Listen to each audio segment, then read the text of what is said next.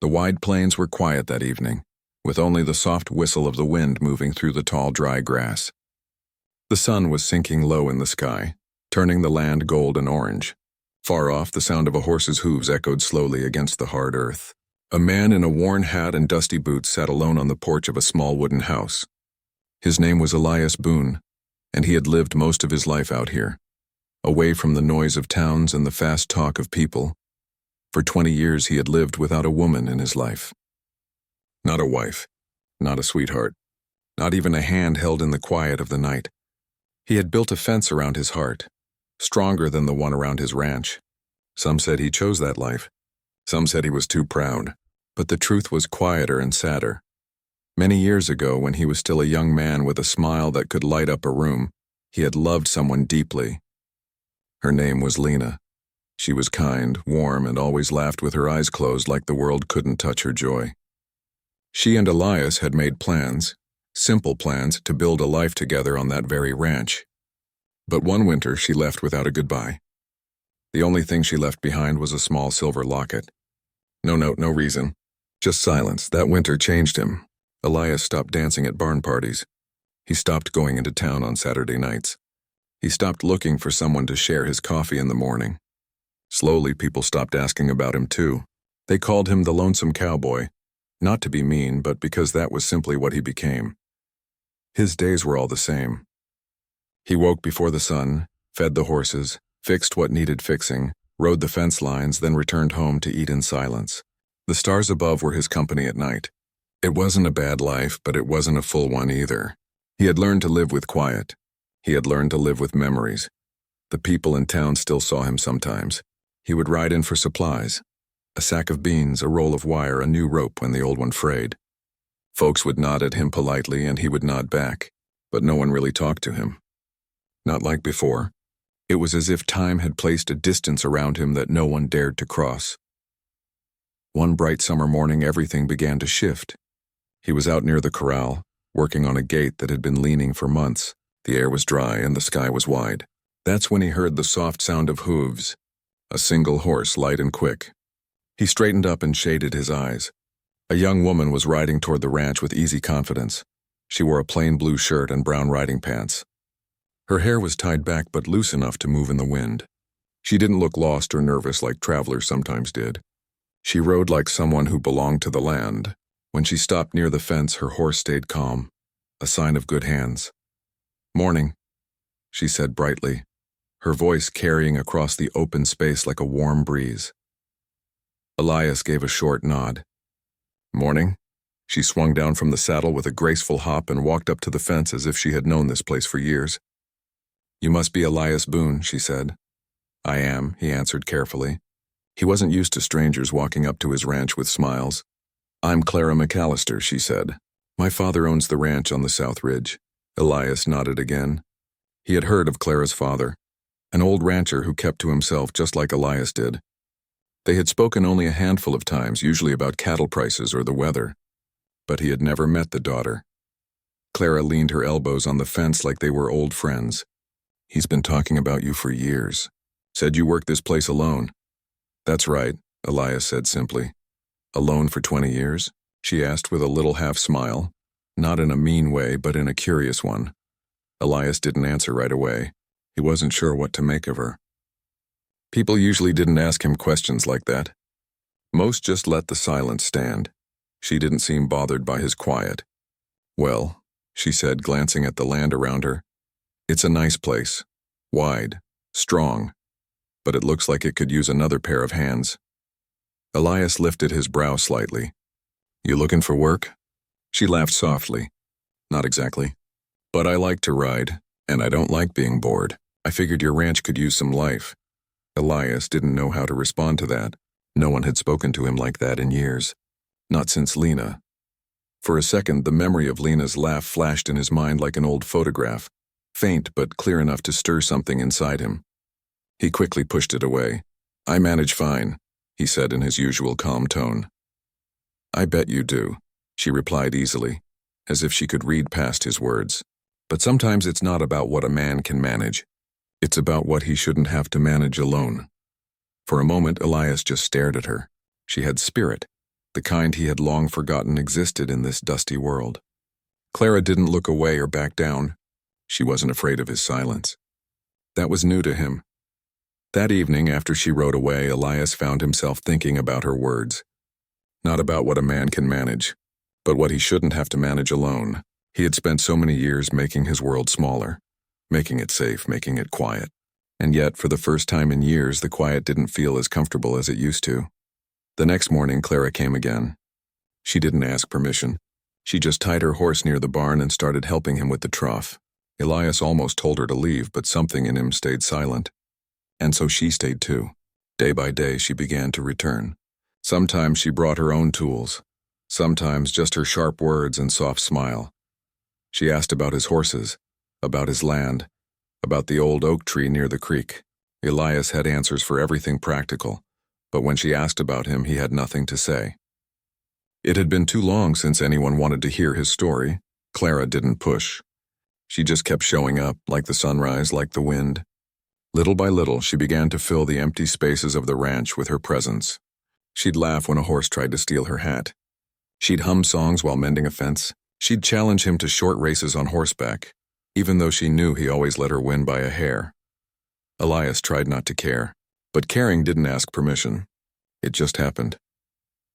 Some nights when the sky turned purple and the stars began to shine, Elias sat on his porch again. Only now, instead of silence, he could still hear Clara's laugh echoing in his ears. He caught himself smiling at nothing, then shook his head like a man trying to clear away fog. He reminded himself that she was young, full of life, and that his heart was buried long ago. But hearts don't always listen to reason. One day, Clara asked him why he lived alone for so long.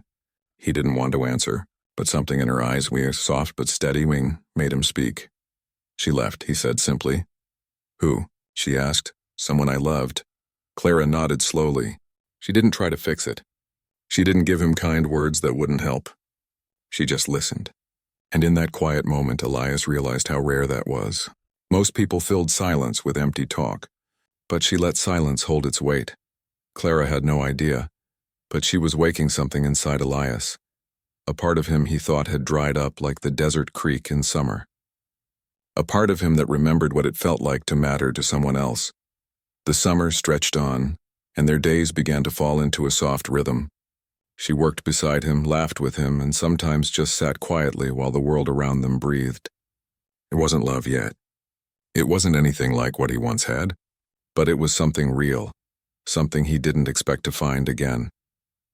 Elias Boone had lived 20 years behind a wall made of memories, fear, and quiet. But now, a single stubborn, sunlit young woman was slowly pushing open a door he didn't even know was still there. Elias woke early that morning, long before the sun climbed over the hills.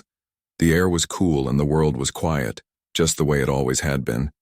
But something was different now. There was a lightness in the way he moved, in the way the silence felt around him. He poured his coffee and stepped onto the porch, where the breeze gently brushed against his face. He was used to being alone. He had spent 20 years convincing himself that was enough. But over the last weeks, Clara McAllister had changed that. She had walked onto his ranch with her fearless smile and warm voice, and had slowly filled the spaces he didn't even know were empty. He thought of the way she laughed when she raced him on horseback, how she always found something to tease him about. He thought of how she sat quietly beside him when words weren't needed. It was strange for him, after years of quiet, to miss someone's presence when they weren't there. By the time the sun was climbing, he saw her riding toward the ranch. Her hair shone in the early light, and her horse moved with steady grace. She waved at him like she'd been doing it all her life, and Elias found himself smiling without even trying. "Morning, cowboy," she said cheerfully as she swung off her horse. "Morning," he replied, tipping his hat in his quiet way. Clara began to help him with the water trough near the barn. She didn't ask what to do anymore. She just knew. She had become a part of the rhythm of the ranch, like the wind and the sky. It felt natural. Elias watched her carefully tie her horse to the post. She moved with confidence like she belonged here. And for some reason, that thought made something warm settle in his chest. "You're quiet today," she said, looking at him with that knowing smile. "I'm always quiet," he answered. "Yes," she laughed. But today it's a different kind of quiet. Elias didn't answer, but she was right. The quiet today wasn't the heavy kind he used to carry. It was soft. It was full. It was alive. For weeks now, Clara had been showing up, helping with work, talking about the world outside the ranch and asking about the old days. Elias had told her more about himself than he had told anyone in 20 years. He had spoken about the storm that took the fence down 5 years ago, about the stubborn horse that had once refused to be tamed, and about the woman named Lena who had left without a goodbye. Clara had listened to it all. She never made him feel weak for sharing. She never tried to fix what was broken. She just understood. That day, after the chores were done, they saddled their horses and rode out beyond the fences. The land stretched, wide before them. Golden fields, rocky hills, and a sky so blue it almost hurt to look at. The wind was soft and warm, carrying the scent of dry earth and wildflowers. "You ever thought about leaving this place?" Clara asked as they rode side by side. Elias shook his head slowly. "This land raised me," he said.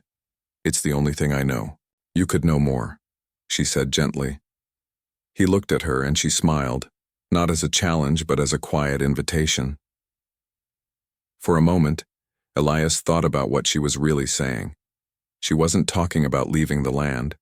She was talking about opening the door to something more than loneliness.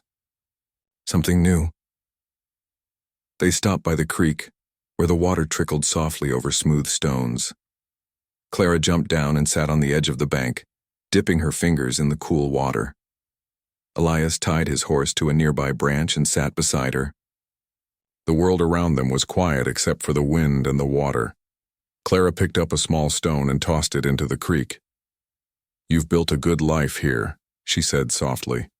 "But a man isn't meant to spend every day alone." Elias didn't look at her. He watched the water instead.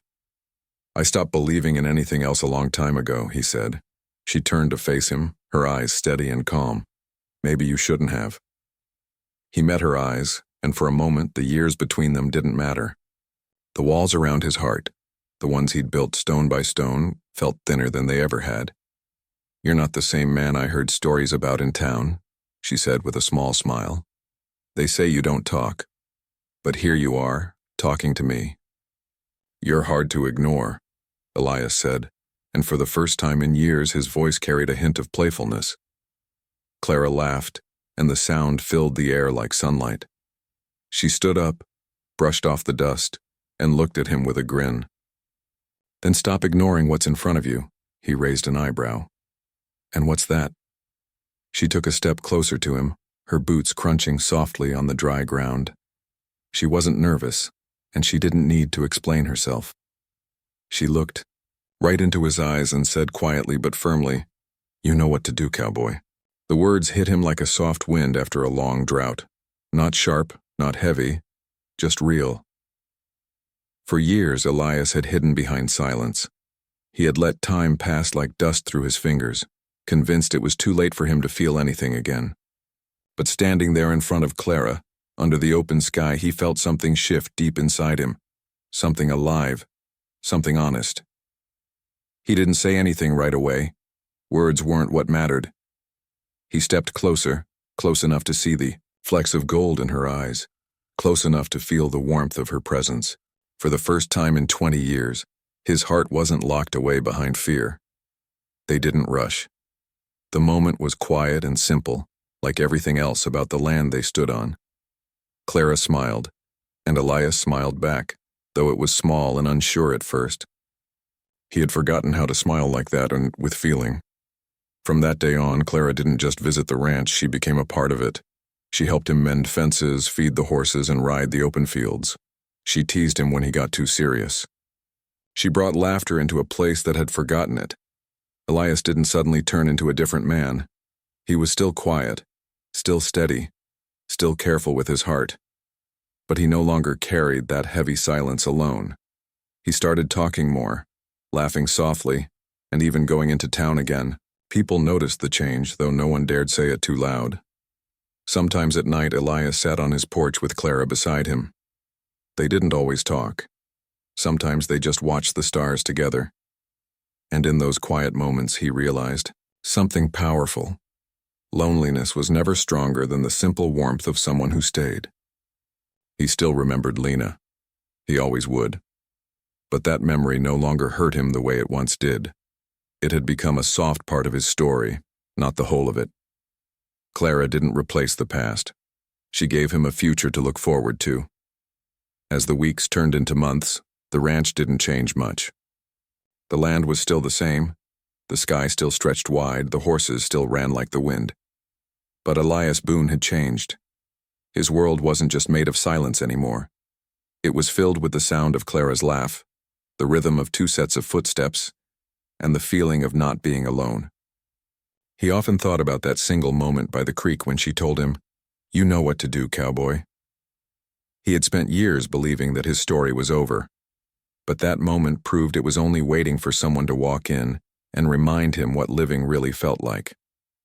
Sometimes love doesn't arrive with grand promises or loud declarations. Sometimes it comes softly, like a breeze through tall grass, like a quiet voice saying, "You're not alone anymore." Elias Boone had lived 20 years behind a wall, but one woman with a brave smile had reminded him how to step outside of it. And for the first time in a very long time, he wasn't looking at the past anymore. He was looking forward.